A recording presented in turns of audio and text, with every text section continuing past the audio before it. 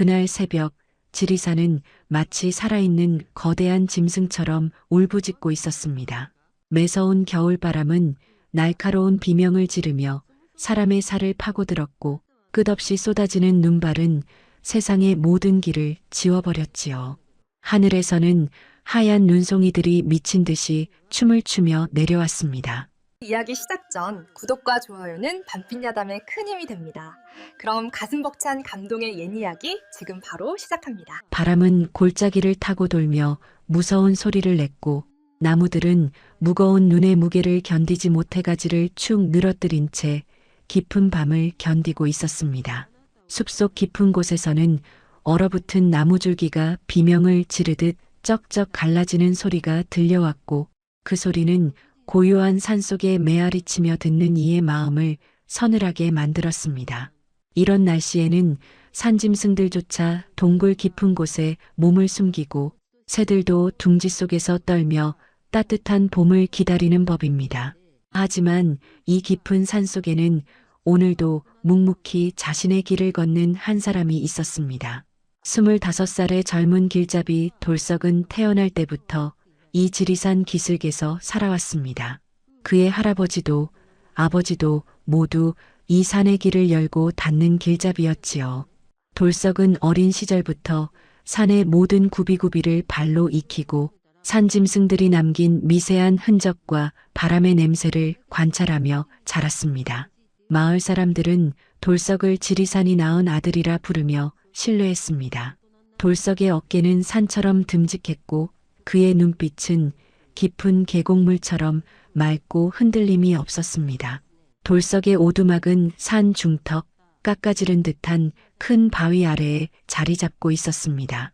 통나무를 하나하나 깎아 튼튼하게 지은 집은 작았지만 아늑했습니다. 벽난로에는 항상 바짝 마른 참나무 장작이 쌓여 있었고 선반에는 겨울을 나기 위해 말려둔 나물과 곡식이 가득했습니다. 돌석은 거친 손을 가졌지만 다친 산새를 치료해 줄 만큼 마음씨가 비단결 같은 청년이었습니다. 오늘도 돌석은 이른 새벽부터 일어나 산의 상태를 살피고 있었습니다.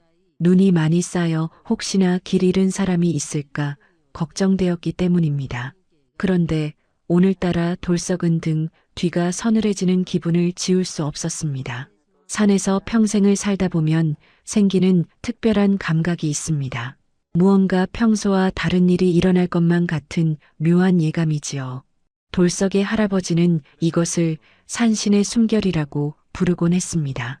바람의 방향이 수시로 바뀌고 숲의 공기가 평소보다 훨씬 무겁게 가라앉아 있었습니다. 한참을 눈을 헤치며 걷던 돌석의 발길이 멈춘 곳은 평소에도 사람의 발길이 거의 닿지 않는 깊은 바위 틈이었습니다. 이곳은 옛날부터 기이한 울음소리가 들린다거나 사람이 사라졌다는 소문이 돌던 곳이었지요. 돌석은 바위 틈새에서 새어나오는 기이한 기운을 느끼며 조심스럽게 안쪽으로 발을 들였습니다. 바위 틈 깊숙한 곳으로 다가간 돌석은 그만 숨을 들이켜고 말았습니다. 새하얀 눈 위로 선명하게 떨어진 붉은 비단 댕기 하나. 그것은 마치 하얀 종이 위에 뿌려진 핏방울처럼 강렬했습니다. 그리고 그 끝에는 한 여인이 쓰러져 있었습니다. 여인은 새하얀 비단 한복을 입고 있었는데 그 옷차림은 이 매서운 겨울 산과는 도무지 어울리지 않을 만큼 얇고 고왔습니다. 마치 하늘에서 내려온 선녀가 날개옷을 잃고 인간 세상으로 떨어진 듯한 모습이었습니다. 돌석은 재빨리 여인에게 달려갔습니다. 여인의 얼굴은 주변에 쌓인 눈보다 더 하얗게 질려 있었고 입술은 이미 차가운 죽음의 빛깔인 검푸른 빛으로 변해 있었습니다. 돌석이 떨리는 손으로 여인의 목에 손을 대보자 다행히 아주 희미하게나마 맥박이 느껴졌습니다. 아직 살아계시는군요. 정신 차리십시오. 여기서 잠들면 영영 깨어날 수 없습니다. 돌석은 여인을 살펴보았습니다. 여인은 얼음장처럼 차가운 손으로 붉은 댕기를 마치 자신의 생명줄이라도 되는 듯 필사적으로 움켜쥐고 있었습니다. 돌석이 조심스럽게 그 손을 펴보려 했지만 여인의 소나기는 너무나 단단해서 쉽게 풀리지 않았습니다. 돌석이 여인을 등에 업으려 품에 안은 바로 그 순간 기적 같은 일이 일어났습니다. 여인의 가슴 근처에 닿은 눈들이 봄볕을 만난 듯 사르르 녹아내리더니 그 자리에 영롱하게 빛나는 눈꽃 모양의 자국이 나타난 것입니다. 그것은 마치 은으로 정교하게 새긴 문양처럼 신비롭게 빛나고 있었습니다. 돌석은 그 자리에서 얼어붙었습니다. 할아버지가 밤마다 들려주던 전설이 떠올랐기 때문입니다. 나라에 큰 환난이 닥칠 때 산의 신령이 눈꽃을 품은 아이를 내려보내 세상을 구한다는 이야기였습니다. 돌석은 망설임 없이 여인을 등에 업고 오두막을 향해 달리기 시작했습니다. 눈보라는 더 거세게 몰아쳤지만 돌석의 발걸음은 거침없었습니다. 그는 자신의 체온으로 여인을 조금이라도 녹이기 위해 자신의 겉옷을 벗어 그녀를 꽁꽁 감싸 안았습니다. 오두막에 도착한 돌석은 서둘러 벽난로에 불을 지폈습니다. 참나무 장작이 타닥타닥 소리를 내며 타오르자 차가웠던 방 안에 금세 훈훈한 기운이 돌았습니다. 돌석은 여인을 벽난로 가까이에 조심스럽게 눕히고 두꺼운 솜니불을 여러 겹 덮어주었습니다. 그는 부엌으로 달려가 생강과 대추 그리고 산에서 캔 귀한 뿌리 약초를 넣고 정성껏 물을 끓였습니다. 돌석은 꼬박 이틀 밤낮을 여인의 곁에서 지켰습니다. 잠시라도 눈을 붙일 법도 했지만 여인의 숨소리가 잦아들까봐 뜬 눈으로 밤을 지새웠습니다. 수시로 따뜻한 물수건으로 언 손발을 녹여주고 조금씩 따뜻한 물을 입술에 적셔주었습니다. 사흘째 되는 날 아침 창밖에 눈이 잦아들 무렵 여인이 천천히 눈을 떴습니다. 여기가 어디인가요? 저는 죽은 것인가요? 여인의 목소리는 갈라진 마른 잎처럼 가늘었습니다. 아닙니다. 이곳은 지리산 오두막입니다. 저는 길잡이 돌석이라고 합니다. 눈 속에서 당신을 발견했습니다. 이제 안심하십시오. 여인은 자신의 몸을 살피다가 갑자기 머리를 움켜쥐며 신음했습니다. 제 이름이 아무것도 기억나지 않아요. 어디서 왔는지 아무것도 떠오르지 않아요. 여인의 눈에서 구슬 같은 눈물이 떨어졌습니다. 기억을 잃었다는 사실에 여인은 공포에 질려 떨기 시작했습니다. 돌석은 따뜻한 생강차를 건네며 부드러운 목소리로 그녀를 안심시켰습니다. 괜찮습니다. 이름이야 천천히 찾으면 되지요. 이름이 기억나지 않으신다면 제가 임시로 하나 지어드려도 되겠습니까? 눈 속에서 피어난 꽃처럼 아름다우시니 설아라고 부르면 어떻겠습니까? 여인은 그 이름을 천천히 입안에서 굴려보았습니다. 설아, 눈의 꽃, 참으로 다정한 이름이네요. 고맙습니다. 돌석님. 그렇게 여인은 설아라는 이름으로 돌석의 오두막에 머물게 되었습니다. 설아는 돌석의 정성 덕분에 빠르게 기운을 차렸습니다. 돌석은 매일 산에서 캔 귀한 산삼과 약초로 죽을 끓여주었고 설아는 보답으로 오두막의 거친 살림을 정성껏 보살폈습니다. 두 사람은 긴 겨울밤 타오르는 벽난로 앞에 앉아 도란도란 이야기를 나누었습니다. 돌석은 산의 신비로운 전설과 나무들의 비밀을 들려주었습니다. 어떤 나무가 상처에 좋은지, 어떤 열매가 꿈을 좋게 꾸게 해주는지 같은 소소한 이야기들이었지요. 돌석님은 이 산을 정말 사랑하시는군요. 산의 모든 소리를 듣고 계시는 것 같아요. 설아가 미소 지으며 말했습니다. 저에게 산은 부모님과 같습니다. 때로는 무섭지만 결국엔 우리를 먹여 살리고 품어주니까요. 설아님도 아마 산이 보호해주고 싶어서 저에게 보내주신 것일 겁니다. 설아는 비록 기억은 없지만 마음 깊은 곳에 남은 따뜻한 노래들을 낮은 목소리로 흥얼거렸습니다. 그 노래는 마치 궁궐의 연못가에서 들릴 법한 우아하고도 슬픈 가락이었습니다. 돌석은 그 노래를 들으며 설아가 예사로운 신분의 사람이 아님을 짐작했습니다. 하지만 그는 묻지 않았습니다. 지금 이 순간 그녀가 자신의 곁에서 웃고 있다는 사실만으로도 충분했기 때문입니다. 두 사람 사이에는 이름 모를 깊은 정이 쌓여갔고 서로의 눈빛만 봐도 마음이 통하는 사이가 되었습니다. 어느 날은 설아가 산나물을 다듬으며 물었습니다. 돌석님, 저는 이 댕기를 보면 자꾸만 마음이 아파요. 마치 누군가 나를 대신해 희생한 것 같은 느낌이 들거든요. 돌석은 그녀의 손을 가만히 잡아주었습니다. 너무 걱정 마십시오. 그 댕기가 설아님을 지켜주고 있는 겁니다. 나중에 때가 되면 그 댕기가 설아님을 원래 있어야 할 곳으로 안내해 주겠지요. 그때까지 제가 곁에서 지켜드리겠습니다. 돌석의 진심 어린 위로에 설아는 다시금 웃음을 되찾았습니다. 그러던 어느 날 한 약초꾼이 약초를 캐러 지리산을 들었다가 돌석이 집에 돌석이와 한 여인이 같이 있는 것을 보고 마을 사람들에게 말하였습니다. 그러자 돌석이 집에 한 여인과 같이 산다는 소문이 삽시간에 퍼졌습니다. 마을의 대소사를 점치던 늙은 무당 백화의 귀에도 그 소문이 들어갔습니다. 백화는 욕심이 많은 노파였습니다. 어느 날 한양에서 내려온 검은 옷의 사내들이 백화를 찾아왔습니다. 그들은 칼 대신 밧줄과 커다란 그물을 감추고 있었으며 눈빛이 매처럼 날카롭고 서늘했습니다. 노파, 이 근처 산속에 붉은 댕기를 지닌 여인이 숨어 있다는 소문이 있다. 그 여인을 우리에게 넘기면 은백냥을 주겠다. 윤석 대감의 명령이다. 은백냥이라는 말에 백화의 눈이 탐욕으로 번들거렸습니다. 평생을 모아도 만질 수 없는 큰 돈이었습니다. 며칠 후 마을에 이상한 일이 벌어지고 있었습니다. 가축들이 이유 없이 죽어나가고 한겨울에도 얼지 않았던 마을 우물도 얼어붙었던 것이었습니다. 그것을 보자 무당 백화는 곧바로 마을 사람들을 장터에 모으고 요란하게 징을 울렸습니다. 여러분, 내 말을 들으시오.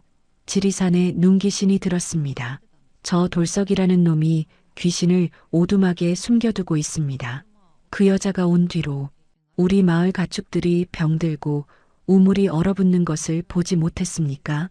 사실 이 모든 것은 백화가 몰래 우물에 독초를 풀어 꾸며낸 짓이었지만 공포에 질린 사람들은 무당의 말을 곧이곧대로 믿기 시작했습니다. 공포는 전염병보다 빠르게 번졌고 사람들은 돌석의 오두막을 향해 돌을 던지며 적대감을 키워갔습니다. 어느 날 오후 돌석이 마을에 소금과 생필품을 구하러 내려간 사이 백화가 혼자 오두막을 찾아왔습니다. 그녀는 인자한 할머니처럼 웃으며 설아에게 접근했습니다. 설아는 마을 사람들의 소문에 위축되어 있었지만 백화가 건네는 따뜻한 말 한마디에 경계를 풀고 말았습니다. 백화와 설아가 이런저런 이야기를 나누다가 백화는 설아가 기억을 잃었다는 이야기를 듣고 설아에게 아가씨, 기억을 잃어 고생이 많으시지요? 제가 신령님의 힘을 빌려 아가씨의 과거를 보여드릴 수 있습니다. 자, 이 향기로운 연기를 들이마셔 보세요. 기억을 되찾고 싶었던 설아는 백화의 말에 따라 눈을 감았습니다. 백화는 독한 향을 피워 설아의 정신을 어지럽게 만든 뒤 설아가 손목에 묶고 있던 붉은 댕기를 빼앗으려 손을 뻗었습니다. 바로 그 순간 댕기에서 눈이 부실 정도로 강렬한 은색빛이 뿜어져 나왔습니다. 아, 내 눈이. 백화가 비명을 지르며 뒤로 낮아빠졌습니다. 댕기에서 뿜어진 빛은 설아의 이마를 환하게 비췄고 그 찰나 설아의 머릿속에 굳게 닫혀있던 기억의 문이 거칠게 열렸습니다. 핏빛으로 물든 궁궐의 복도, 임금님을 해치려던 간악한 신하 윤석 대감의 음모, 그리고 죽어가는 상궁 어머님이 피 묻은 손으로 건네준 붉은 댕기. 내 이름은 초월이다. 나는 임금님의 안위를 지켜야 하는 초월이다. 그녀는 단순한 궁녀가 아니었습니다. 임금님의 마지막 비밀을 품고 도망친 지밀상궁의 딸이자 나라의 운명을 짊어진 아이였습니다. 초월이 정신을 차렸을 때 백화는 이미 밖에서 대기하던 검은 옷의 사내들을 불러들인 상태였습니다. 저 계집이다. 저 계집이 가진 댕기를 뺏어라. 전혀는 우리 앞길을 가로막는 걸림돌일 뿐이다. 사내들이 거친 함성을 지르며 그물과 밧줄을 던져 초월을 덮치려던 바로 그 순간 마을에서 황급히 돌아온 돌석이 나타났습니다. 돌석은 지팡이 하나로 사내들의 그물을 쳐내며 초월의 앞을 가로막았습니다. 그의 눈은 분노로 이글거리고 있었습니다. 내 집에서 이 귀한 분께 손대지 마라. 산을 더럽히고 진실을 가리려는 자들은 결코 무사하지 못할 것이다. 당장 물러나지 않으면 산신령님의 심판이 있을 것이다. 돌석은 초월의 손을 잡고 험준한 산길을 달렸습니다. 추격자들은 횃불을 휘두르며 끈질기게 그들의 뒤를 쫓았습니다. 눈보라가 다시 몰아치기 시작했고 돌석과 초월은 결국 앞이 보이지 않는 막다른 절벽 끝에 서게 되었습니다. 이제 끝이다. 그 댕기를 내놓고 항복하거라. 그러면 목숨만은 살려주마.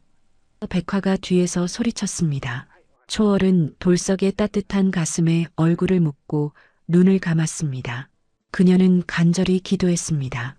산신령님이시여, 욕심에 눈먼 자들을 벌하시고 오직 저를 지켜주려 했던 이 정직하고 착한 돌석님을 살려주소서. 그러자 초월의 가슴에 새겨진 눈꽃 자국이 하늘의 보름달보다 더 밝게 빛나기 시작했습니다. 순식간에 하늘에서 쏟아지던 부드러운 눈송이들이 공중에서 멈춰서더니 수만 개의 날카롭고 단단한 얼음꽃으로 변해 사내들의 발 아래 박혔습니다. 땅은 순식간에 거울처럼 얼어붙어 누구도 한 걸음도 움직일 수 없게 되었습니다. 그때 갑자기 강력한 회오리 바람이 불어와 나쁜 무리들을 휘감아 산 아래로 멀리 밀어냈습니다. 이것이 지리산의 뜻이로군요. 산이 우리를 지켜주셨습니다. 돌석은 신비로운 광경에 전율하며 고개를 숙였습니다. 기억을 완전히 되찾은 초월은 돌석의 손을 잡으며 비장하게 말했습니다. 돌석님, 제 기억이 돌아왔습니다. 제 이름은 초월이에요. 초월은 궁에서 있었던 일들, 그리고 초월이 왜 도망치게 되었는지 하나하나 다 얘기했습니다. 돌석님, 이제 나라의 운명이 이 댕기에 달렸습니다. 임금님께 이 증거를 전해야 합니다. 윤석대감의 죄를 밝히지 못하면 나라는 간신들의 손에 무너질 것입니다. 저와 함께 도성으로 가주시겠습니까? 초월님, 당신이 가는 곳이라면 지옥이라도, 아니 그보다 더한 곳이라도 함께 가겠습니다. 저는 당신의 길잡이이니까요. 돌석의 대답에 초월은 환한 미소를 지었습니다. 두 사람은 지리산을 내려와 도성을 향해 길을 떠났습니다. 여정은 생각보다 훨씬 길고 고통스러웠습니다. 윤석대감의 수하들이 길목마다 방을 붙이고 그들을 찾고 있었기에 두 사람은 큰 길을 피해 험한 산맥과 꽁꽁 얼어붙은 강을 건너야 했습니다. 밤이면 서로의 체온에 의지해 추위를 견뎠고 낮에는 산열매와 마른 나물로 배를 채웠습니다. 힘들지 않으세요, 초월님? 돌석이 걱정스레 묻자 초월은 고개를 저었습니다. 돌석님이 곁에 계시니 하나도 힘들지 않아요. 산에서 배운 용기가 제 가슴 속에 가득하거든요. 며칠 밤낮을 걸어 마침내 도성 한복판에 도착한 그들은 밤을 틈타 궁궐 담장 아래에 다다랐습니다. 도성은 화려했지만 차가운 기운이 감돌았습니다. 초월은 어릴 적 뛰어놀던 궁궐의 비밀 통로를 정확히 기억해냈습니다. 아무도 모르는 낡은 배수구와 담장 사이의 좁은 틈을 지나 그들은 궁궐 후원의 깊은 숲속으로 숨어들었습니다. 그때 물동이를 이고 조심스럽게 걸어오던 한 궁녀가 그들을 발견했습니다. 초월이 재빨리 그녀의 입을 막으며 속삭였습니다. 조용히 해. 나야, 춘향아. 내 단짝 초월이야. 나를 알아보겠어? 궁녀 춘향은 물동이를 떨어뜨리며 주르륵 주저앉았습니다.